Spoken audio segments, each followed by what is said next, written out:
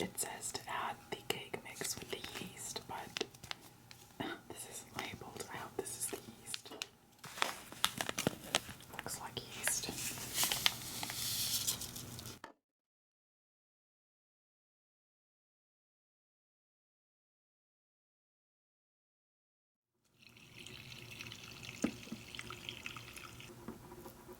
It says a cup of warm water and half a cup of butter, which is a stick.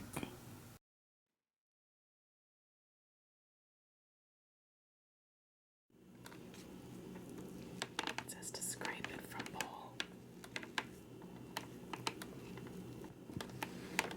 I added an egg.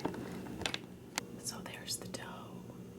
I'm going to cover it and put it on a warm oven. Let's see if the dough is doubled in size. Yep.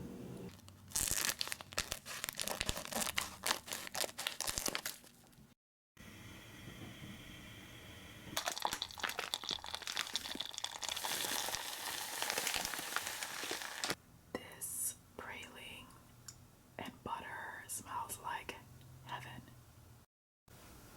I added half a cup of chopped pecans, whichever.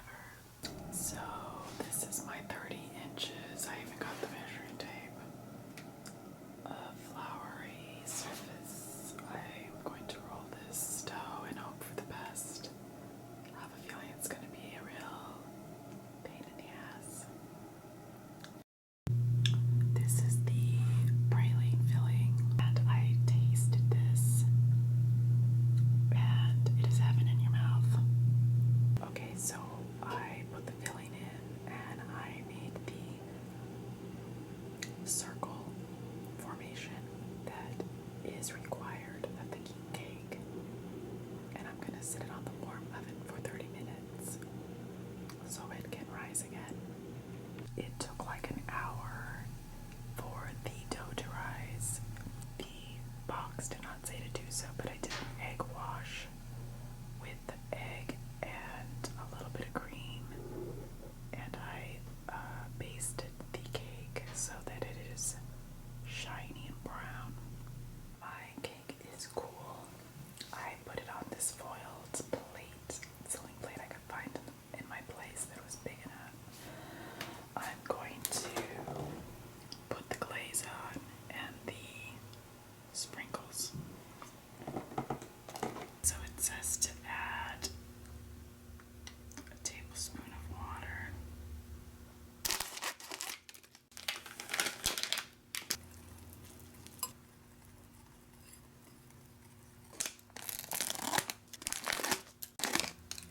Okay, I'm going to put the glaze on.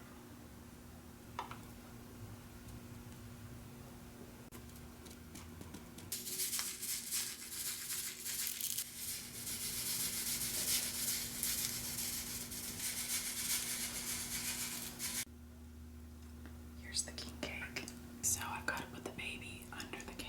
And I'm going to cut me a slice.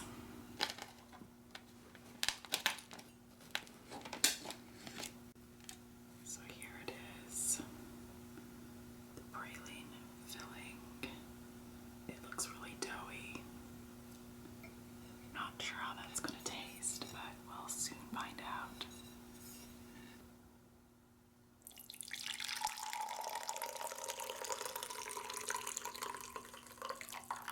Okay, so I'm not even sure how to dig into this.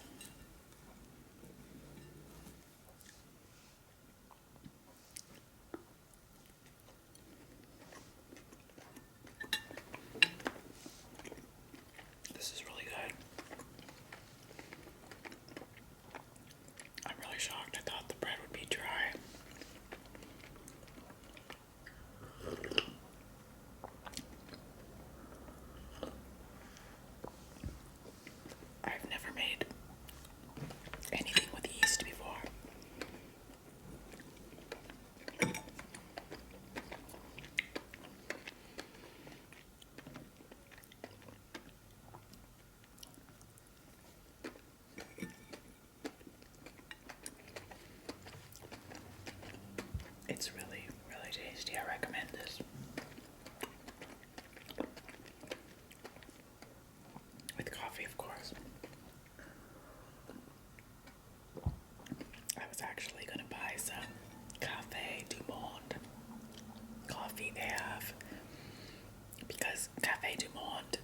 is a cafe on Decatur in New Orleans where you can get some delicious beignets, which are a fluffy fried pastry, sort of like a donut, but it doesn't have a hole.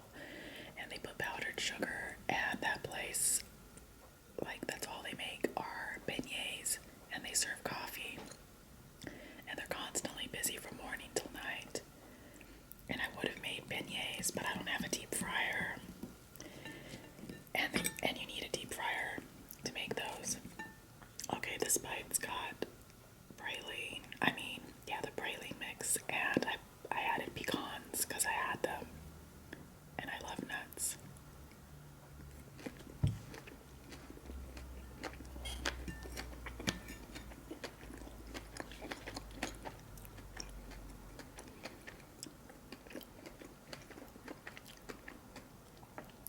That bite was heaven in my mouth.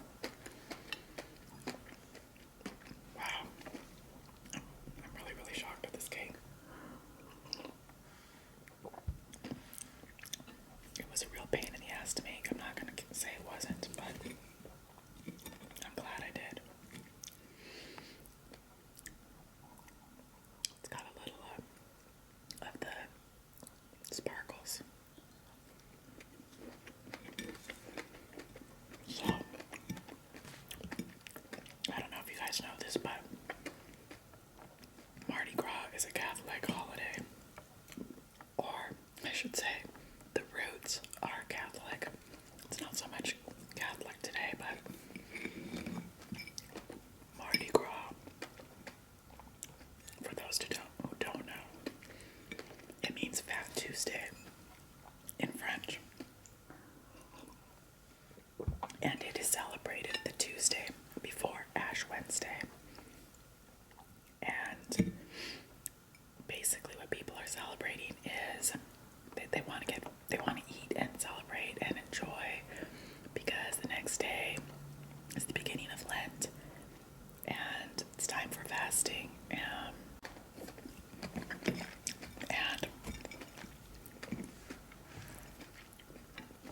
the reason they celebrate it in New Orleans is because a Frenchman came. He landed in a spot and he called it Point du Mardi Gras. Le Point du Mardi Gras, because that day that he landed in New Orleans, or near New Orleans, was Fat Tuesday back in his home country.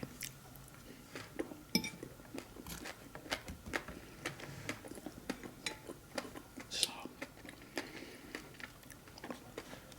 there is meaning to the colors of green, yellow, and purple. I think it's actually on the box, so let me go look. So the box says that purple signifies justice, green signifies faith, and gold signifies power. And the king cake represents the three kings that came to find the baby Jesus. The baby that goes in the cake represents the baby Jesus. They believe the cake is made in a circle to represent the path that the three kings took, a circular path to evade, I believe it was the Romans, who were trying to find and kill the baby Jesus. So, that's the history. It says here on the box. The tradition of sharing king cake with family and friends during the Mardi Gras season began in the Middle Ages.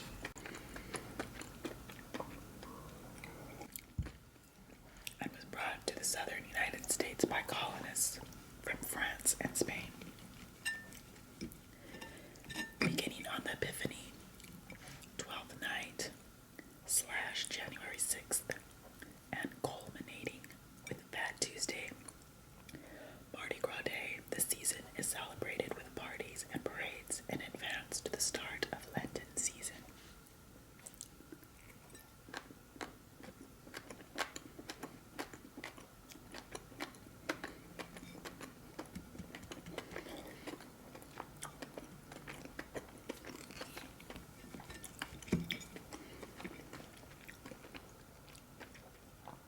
best day in New Orleans.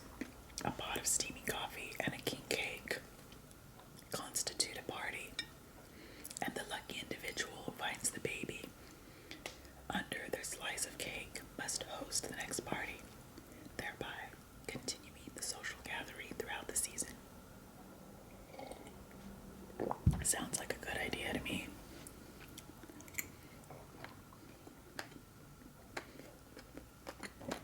So, the one gripe I have about this mix is they didn't label the packets. So you had to just assume the small one was the yeast and the dark one was the praline mix and the white one was the powdered sugar. I mean, clueless people might not be able to get that. So that was my one gripe with this mix. But I have to say, it's pretty delicious. I'm gonna share the rest of it. Definitely not gonna eat all that cake.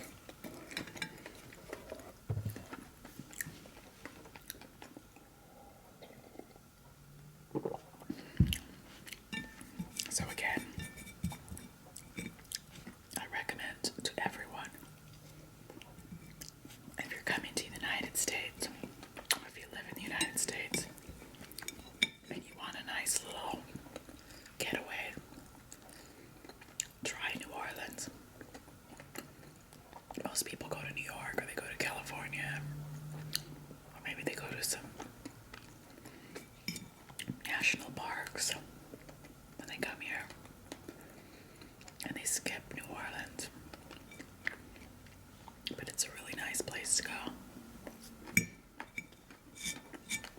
Just do a little research before you go there.